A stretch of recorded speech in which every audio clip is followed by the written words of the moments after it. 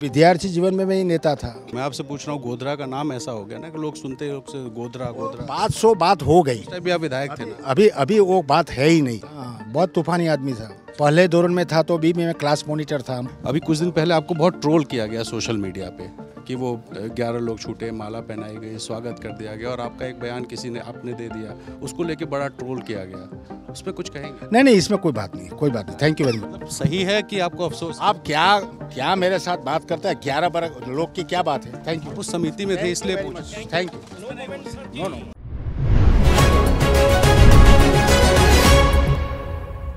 दलालन top की team पहुंची है गुजरात के पंचमहल ज़िले में और पंचमहल ज़िले में गोधरा सबसे हॉट सीट है। फिलहाल मेरे साथ विधायक हैं 6 बार के CK राहुल जी साहब। राहुल जी साहब, ये बताएं कि इस बार गोधरा का माहौल क्या है? हम ये अभी मीटिंग हो रही थी, आप हाजिर थे। हाँ, तो ये हाजिर के बारे में जो कुछ सुना हो, वैसे हमारी हर तहसील की मीटिंग बहुत अच्छी तरह से चल रही है। कल भी हमारा डॉक्टर साहब जो 2070 में इंडिपेंडेंस करा था, वो भी भारतीय जनता पार्टी में हार्ट से आ गए। इन्होंने इंडिविजुअल जो वोटर्स थे, इसमें 18,000 से ज़्यादा वोट इंडिविजुअल लिया था। वो ये सपोर्ट के बारे में अभी दिल से हमारे पार्टी में ज्वाइंट हुआ है। ये फ्यूचर ये सबने दिमाग में रख लिया है कि पार्टी बहुत अच्छी है, सार्वभौमिकता वाली पार्टी है, देश की अखंडता के बारे में ये पार्टी विचारती है। देश के बड़े नेता जो हमारा नरेंद्र मोदी साहब से प्रधानमंत्री, वही इनके विचार के साथ, पार्टी के विचार के साथ ये अभी दिल से ये पार्टी में ज्वाइंट हुआ है। इन्हें बताया कि इनका कंपेनियन ने बताया कि हमने जो वोट मिला है वो अब 2022 की इलेक्शन में हम सभी वोट इसमें कन्वर्ट करेंगे। राहुल जी साहब, आप राजनीति में कैसे आए? राजनीति तो वैसे जैसा समय आता है, हर 5 साल तो होता है। और वैसे हमारी जो उम्र है, कितनी उम्र है आपकी? उम्र 69 चल रही है। 69? हाँ। तो शुरुआती जीवन से हमेशा से राजनेता ही थे या कुछ और थे और फिर राजनीति में? विद्यार्थी जीवन में मैं ही नेता था। पहले दौर में था तो भी मैं क्लास मॉनिटर था। हमको गुजराती में बोलते क्लास मॉनिटर। तो मतलब जब स्कूल में पढ़ते थे तब से आप नेता? हाँ, बहुत तूफानी आदमी था। क्या तूफानी कर दिया सर? कोई माने न माने तो उसको कान पकड़ लेता था कि तेरी बात सही नहीं है। एक हमारा फ्रेंड था, वो 7वां दौर में मेरे को बोला, मैंने देखा कि ये गुजराती धर्मशाला का मकान उत्तर दिशा में है। तो वो नहीं माना। तो फिर मैंने बोला कि मेरे तेरे साथ नहीं बोलना। वो बोला कि तेरे मेरे साथ नहीं बोलना। पूरे 4 साल तक हम साथ में पढ़े, लेकिन वो मेरे साथ नहीं बोला, मैं उनके साथ नहीं बोला। हमारे यूपी में बोलते हैं कट्टी कर लेना। कट्टी। हाँ।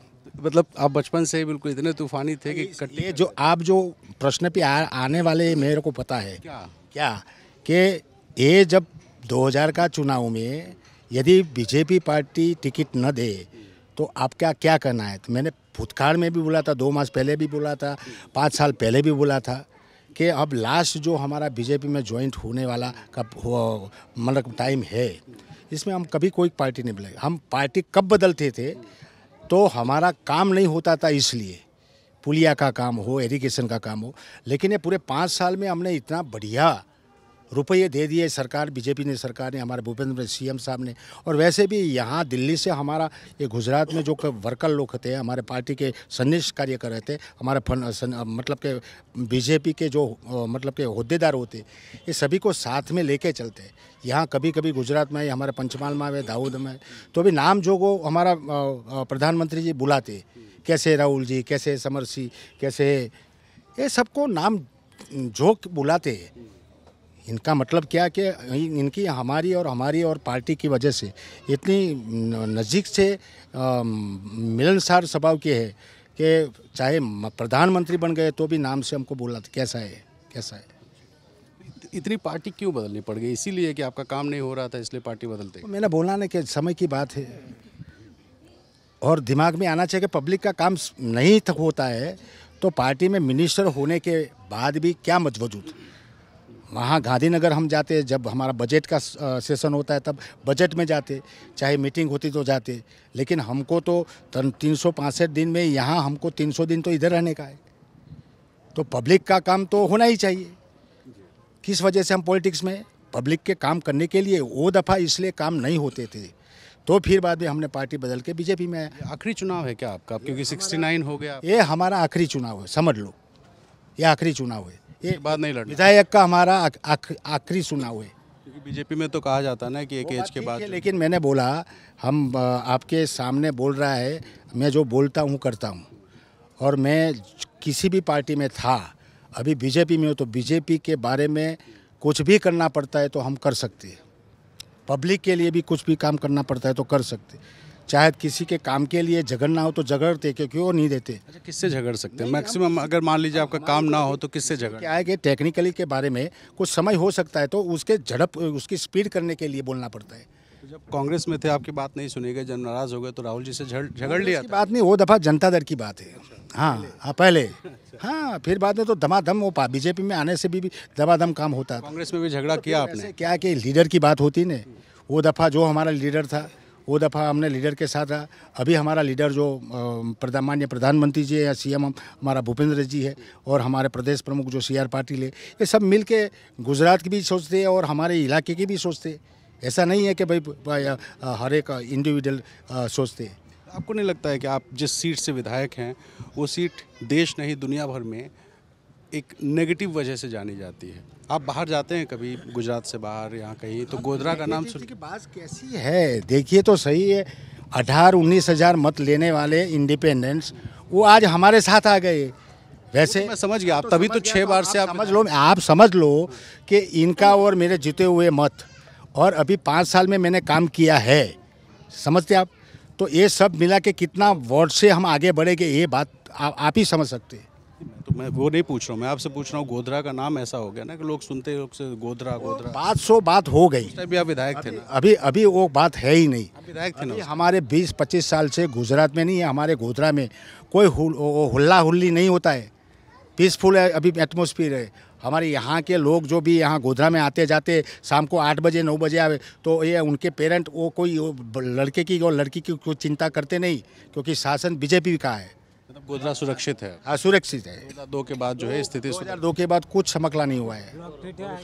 ओके चल वापस चलो। एक लास्ट चलते चलते एक सवाल सर, अभी कुछ दिन पहले आपको बहुत ट्रोल किया गया सोशल मीडिया पे कि वो 11 लोग छूटे, माला पहनाई गई, स्वागत कर दिया गया, और आपका एक बयान किसी ने आपने दे दिया, उसको लेके बड़ा ट्रोल किया गया, उस पर कुछ कहेंगे? नहीं, इसमें कोई बात नहीं, कोई बात नहीं। Thank you very much. पक्ष में है कि नहीं? कोई कुछ नहीं है, देखिए तो सही है, सब डिमांड करने वाले वो भी हमारे साथ में, पूरे 27 आदमी अभी पार्टी के साथ है, कोई ऐसी कोई दिक्कत की बात है ही नहीं। नहीं, अब चुनाव के लिए मैं नहीं पूछ रहा हूँ, मैं पूछ रहा हूँ बस सोशल मीडिया पे बहुत ट्रोल किया गया। सोशल मीडिया में जो लगे हम तो चलते भले, आगे काम करते भले, ऐसी बात है। 11 लोग छूटे तो सही हुआ? कुछ नहीं हुआ, सही हो गया। मेरी बात सुनिए, अभी आगे आप। Thank you. उस पर कुछ नहीं बोलना चाहते? हाँ, बोलना ही नहीं चाहते भाई, मैंने बोल दिया ना, फिर क्या, जो बोला वो बोला। मतलब सही है कि आपको अफसोस? आप क्या मेरे साथ बात करता है? 11 लोग की क्या बात है? कौन सा 11 लोग की बात? वो बहुत विवादित मुद्दा है सर। कौन सा? यही 11 लोग जो छूटे हैं उसको लेकर के तमाम सारे।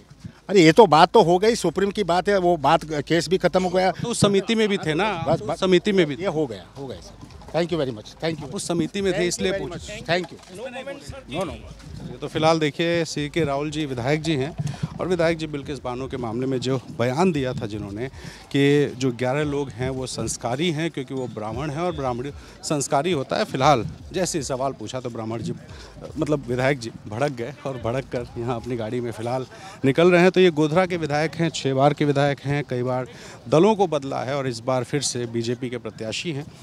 दावा ये है कि बहुत सपोर्ट है गोधरा में, और गोधरा में ये भी दावा है कि 2002 के बाद कुछ भी दंगा नहीं हुआ, लोग सुरक्षित हैं। फिलहाल चुनाव मैदान में हैं, और 11 संस्कारी लोगों को कोट एंड कोट संस्कारी बताने के बाद विधायक जी मैदान में हैं, और अब अपने उस बयान से बचना चाहते हैं। तो देखना होगा कि क्या ये 11 लोगों को संस्कारी बताने का जो मुद्दा है ये चुनाव में चर्चा में आता है या नहीं। फिलहाल मैं और जेरी आपसे विदाई लेते हैं और आगे कहीं चलते हैं। फिलहाल देखते रहिए दलाल ऑन टॉप।